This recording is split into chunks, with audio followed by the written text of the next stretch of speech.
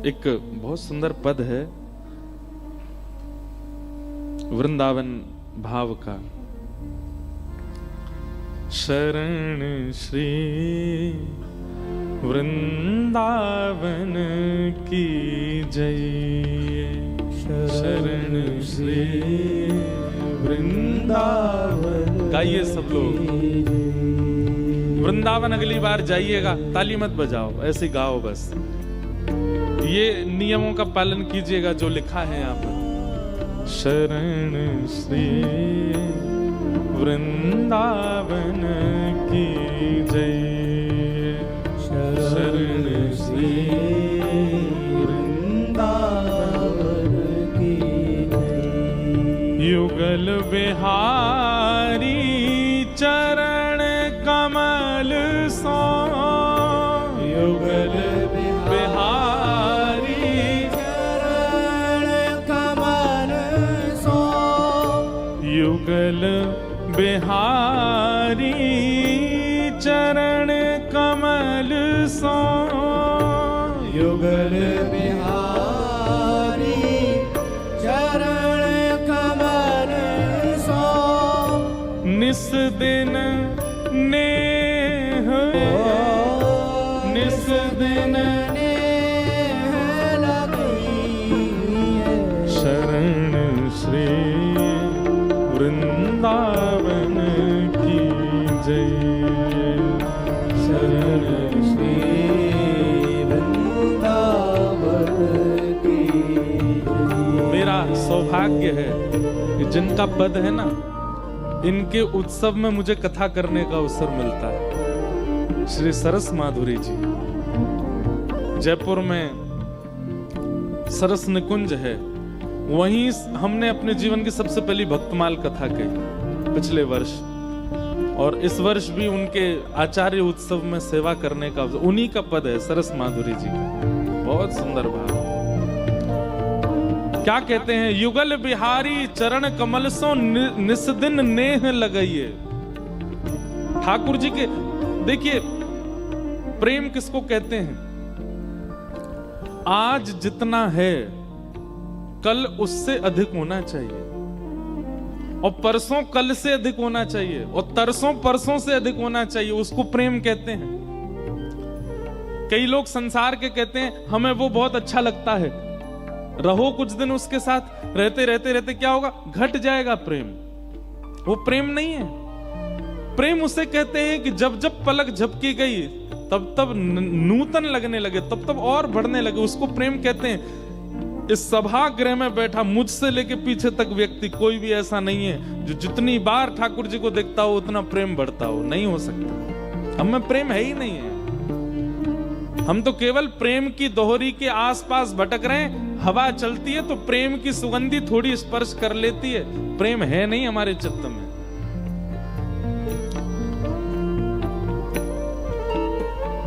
क्या करें फिर उस प्रेम की प्राप्ति के लिए? क्या करें?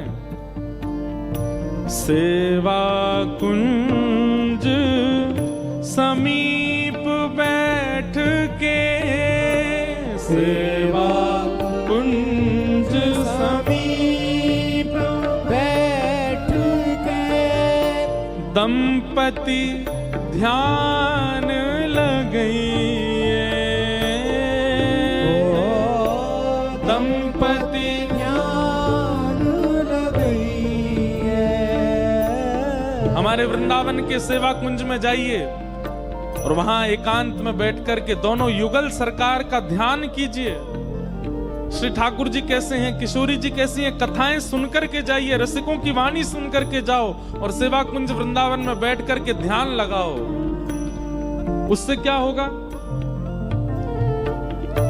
होए भावना सिद्ध सहज ही, होए भावना सिद्ध सहज ही, होए भावना सिद्ध सहज ही, होए भावना सिद्ध सहज ही।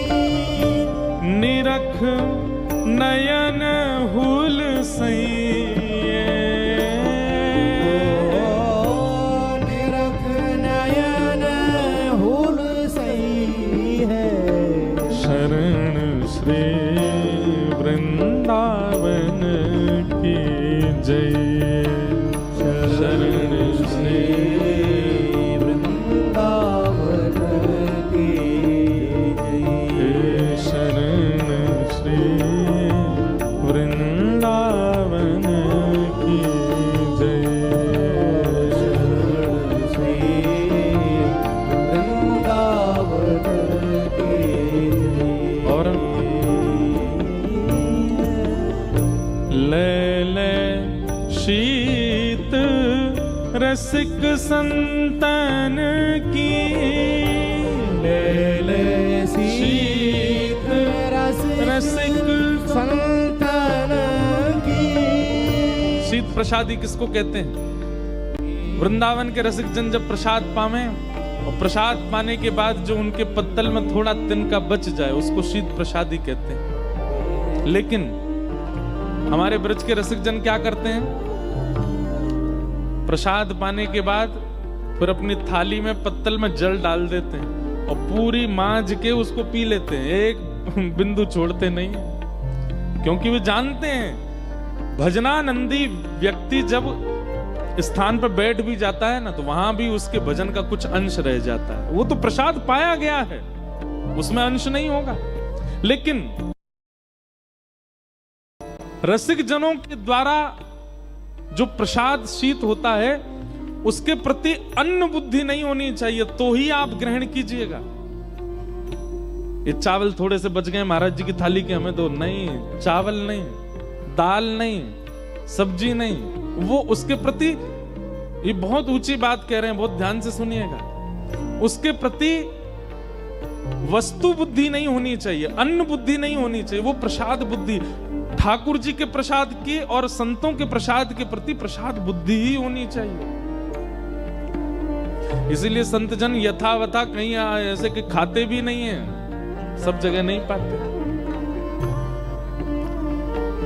मिल जाए तो अपने भाग्य मानिएगा, मिल जाए तो अपना सौभाग्य मानिएगा। और हाँ, पीछे भी मत पड़ना कि हमें दे दो, ने झूठो करके दे दो। इंद्रेश जी आए थे, गांधी धाम बता के गए थे, महाराज जी कुछ झूठा छोड़ दो, सहज में मिल जाए। हाँ, प्रतीक्षा करो कि वे प्रसाद पा रहे हैं, जब उठेंगे तो कुछ मिल जाएगा, तो मेरे ऊपर सौभाग्य होगा। शीत रसिकन की पानी है, उससे क्या होगा? बाधा भूख बघई, बाधा भूख बघई। आपको पता है हम कौन हैं? वृंदावन में हमारा जन्म हुआ, क्या पुण्य किया था ऐसा? वृंदावन में सबसे ज्यादा शीत प्रसादी किसको मिलती है पता है? बंदरों को। वृंदावन के जितने बंदर हैं, जहां भी भंडारा होता है, सबसे ज्यादा संत मिलेंगे या बंदर मिलेंगे, क्योंकि संत अपने प्रसाद पाके पत्तल छोड़ दे, उन पत्तलों में ही बैठे रहेंगे, बंदर वहां खाते रहते हैं। वे शीत प्रसादी पावे वाले बंदर ही अगले जन्म में वृंदावन के कोई ब्रजवासी बन के आते हैं। दूसरे जो कौआ और जो कबूतर या जो छोटी मोटी छेटी वेटी, ये सब, ये जो शीत प्रसादी पा लेते हैं उन संतों की, वही आते हैं फिर वृंदावन में पुनः। हमें तो हमारे नाना जी कहते थे, लाला तू पूर्व जन्म को चैंटा, तो चैंटा जानते हैं? चैंटा, चैंटा जानते हैं? तो भाई कच्छ में ही रहते हो, कोई अमेरिका तो है नहीं, चैंटा तो जानते ही होंगे। चैंटी चैंटा, हमारे नाना जी मेरे को बोल के गए, बोल लाला तू तो पूर्व जन्म को चैंटा हो। मैं नाना जी मैंने कहा कि हो जो मैं चैंटा? बोले कोई व्यास जी कथा कर रहे होंगे तो भागवत जी के बगल में कोई प्रसाद रखोगो मीठो, और वहां में तू चैंटा बन के चलोगो होगो, तो जीवते तो तेने प्रसाद पायो, व्यास जी कथा कर रहे तो कानन ते शब्द भी गए। इतने में व्यास जी की दृष्टि पड़ी, उनने छिटकाए दियो, दूर गिर के तेरे प्राण निकल गए। तो अंतिम समय में जीवते तेने प्रसाद पायो, कानन ते कथा सुनी, या हमारे यह जन्म में वक्ता बन के आ गो। और बोले तेने संगीत सीखो ना है, और फिर भी देख तेरी वाणी में नेक नेक मीठोपन आएगा। कैसे आएगा? वही वो मीठो पावे त्यागो। ऐसे नाना जी हमारे बोलते हैं। ले ले सीत रसिक संतन की, ले ले सीत रसिक संतान की, बाधा भूख भगई,